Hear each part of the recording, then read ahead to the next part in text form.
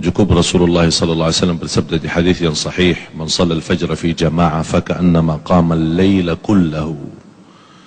Barang siapa yang salat subuh berjamaah dapat pahala seperti salat sepanjang malam. Dan saya yakin tidak ada di antara kita yang mampu salat sepanjang malam.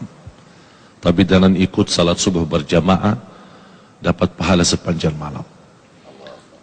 Dan ada salah satu juga yang sangat dijaga oleh Rasulullah SAW, sunnah qabliyah subuh. Banyak orang yang melalaikan, padahal pahalanya luar biasa. Raka'ata al-fajri khairun minad dunya wa ma fiha. 2 rakaat subuh itu yang dimaksud sesudah azan sebelum salat lebih baik daripada dunia dan segala isinya. Ini sunnahnya, apalagi yang wajib. Dan ada satu hal yang selalu saya memperhatikan, para jamaah tidak memperhatikan ketika azan.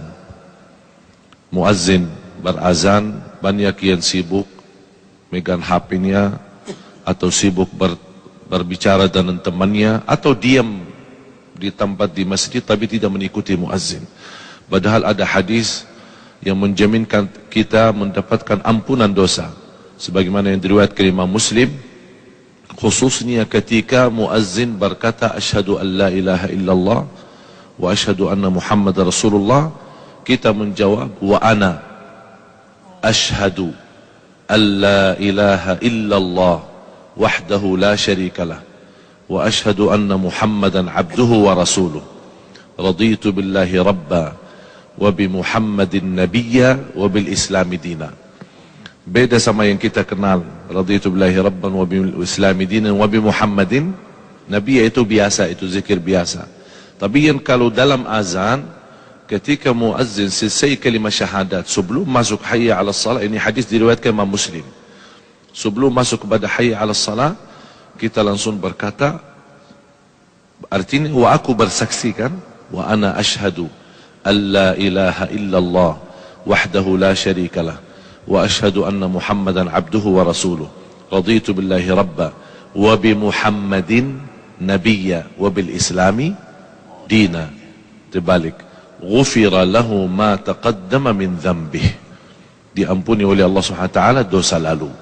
Dan ketika selesai azan la ilaha illallah, kita langsung jangan lupa salawat kepada Nabi Muhammad SAW, baru doa azan. Banyak orang yang suka doa azan tambah salawat, padahal Rasulullah SAW bersabda, man qala hina yasma'ul adhan thumma salla alayya, di riwayat Imam Bukhari, bersalawat kepadaku. Jadi fantas kalau kita memulai Allahumma salli ala Muhammadin wa ala ali Muhammad, Allahumma rabba hadhihi ad-da'wati at-tamma was-salati al-qa'imah ati Muhammadin wasilata wal fadila wa ba'athu maqam Mahmud alladhi wa'adta innaka la tukhliful mi'ad. Tambahan innaka la tukhliful mi'ad di luar sahih Bukhari, tapi disahihkan dan dihasankan oleh sebagian besar ulama. Innaka la tukhliful mi'ad. Apa yang kita dapat? Hullat lahu syafa'ati yaumal qiyamah. Terjamin dapat syafaat Rasulullah SAW. Jadi sia-sia. Itu yang kenapa saya bilang namakan rahasia subuh. Karena memang tersembunyi dari banyak orang. Padahal pahalanya sangat luar biasa. Rahasia. Allah berikan nikmat yang luar biasa. Fala ta'lamu nafsun ma ukhfiya lahum. Dari mana jiwa pun boleh tahu apa yang telah disembunyikan oleh Allah SWT. Ini amalan yang seperti ini. Sedikit-sedikit rahasia tapi sangat luar biasa. Termasuk selepas salat. Doa khususnya di salat subuh. Hadis Rasulullah SAW yang Rasulullah SAW tidak pernah tinggalkan. Allahumma inni as'aluka ilman nafi'a wa rizqan tayyiba wa amalan salihan mutaqabbala. Ilmu bermanfaat, rezeki yang baik, kemudian amal salih yang diterima. Jadi bukan hanya amal salih tapi sia-sia, amal salih tapi ditolak, tapi amal salih mohon sekaligus diterima di sisi Allah Subhanahu wa taala. Belum lagi zikir yang dipimpin oleh guru kita Ustaz Arifin tadi, subhanallah 33, alhamdulillah 33, Allahu akbar 33, ditutup satu la ilaha illallah wahdahu la syarikalah lahul mulku wa lahul hamdu wa ala kulli syai'in qadir. Ghufirat dhunubuh wa in kanat mithla zabadil bahr. Allahu akbar. Berapapun dosa kita diampuni Allah SWT. Inilah amalan yang sederhana, rahasia, sedikit, tapi subhanallah pahalanya sangat luar biasa. Yang terakhir, salah satu rahasia yang saya harap semua jamaah menjaga. karena sangat luar biasa amalannya dan sangat dahsyatnya apa yang kita akan dapat balasannya. Adalah yang saya boleh namakan sedekah subuh. Sedekah subuh. Kenapa saya bilang sedekah subuh? Karena setiap subuh sebagaimana di hadis yang diriwayatkan Imam Bukhari dan bahkan hadis muttafaqun alaih, setiap subuh ada dua malaikat berdoa. Allahumma a'ti munfiqan khalafa wa'ti mumsikan talafa. Setiap subuh malaikat berdoa, ya Allah berikan pengganti dan barakah bagi orang yang berinfak. Bahkan saya usulkan kepada jamaah ada satu tabungan, boleh dinamakan tabungan subuh, khusus buat subuh.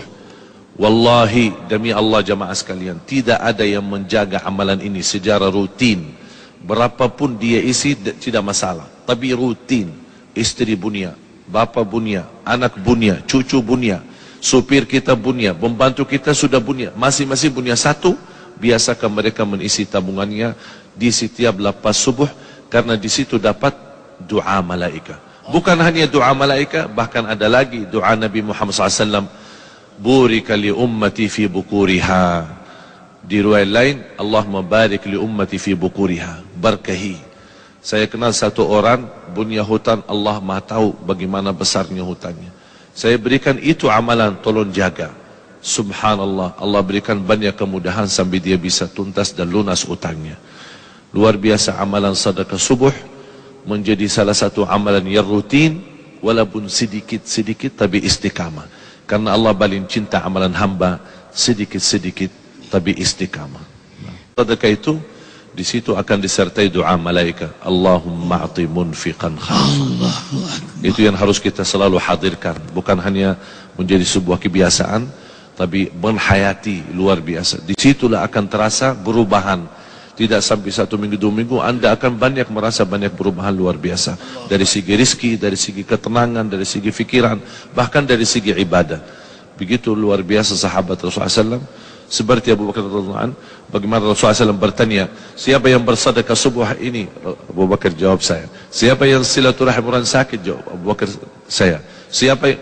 Selalu Abu Bakar radhiyallahu anhu selalu duluan. Sampai kata Umar Khattab radhiyallahu anhu, saya tidak sanggup lagi untuk melawan berbuat kebaikan berlumba-lumba dengan Abu Bakar Siddiq radhiyallahu anhu. Ada yang menjelaskan oleh ahli tafsir, masyhudah bacaan kita disaksikan. Di riwayat tafsiran malaikat menyaksikan. Saya dapatkan satu hadis yang sahih. Kalau biasa kalau hari kerja ada namanya shift gantian ya. Ada orang berapa jam terus shift malam shift, ada malaikat juga ternyata juga punya kerja shift. Jadi kapan mereka malaikat yang bertugas malam sama malaikat yang bertugas pagi bertemu di salat subuh. Jadi tukar, udah selesai tugas malam salat subuh, jadi malaikat salat subuh itu hadir. Paling ramai salat subuh, malaikat malam sama malaikat pagi. Malaikat pagi yang baru turun ikut salat subuh, malaikat malam selesai salat subuh baru naik bawa laporan malam. Terus menerima kerjaan baru oleh malaikat pagi. Oleh karena itu inna Quran al-Fajr kana masyhuda. Malaikat pun hadir. Oleh karena itu kita merasa rauhaninya kita, batin kita lebih nikmat ketika salat subuh.